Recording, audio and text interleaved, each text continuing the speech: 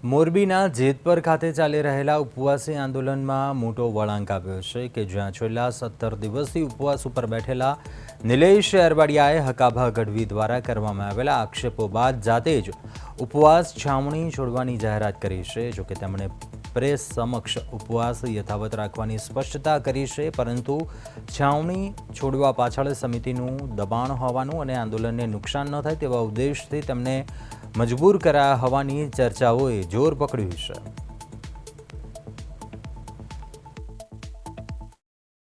છાવણીમાં હું પહેલા દિવસથી આ આંદોલન સાથે જોડાયેલો છું।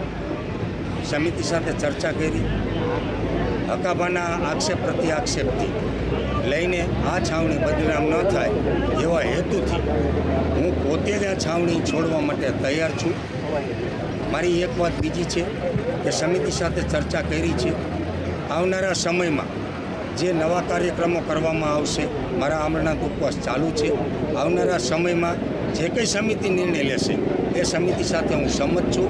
જે કંઈ નિર્ણય લેશે એ મને શિરોમાન્ય રહેશે। તો આ જો હકાભાનો અને નિલેશભાઈનો ઓડિયો વાયરલ થયો છે, અમારી સુધી પહોંચ્યો છે।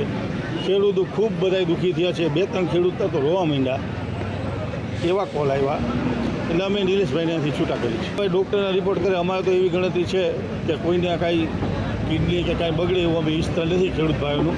અમારો તો એવો આગ્રહ રહેશે જ કે રિપોર્ટ થઈ જાય એટલે અનશન ઉપરથી એને મુક્ત કરી દેશું।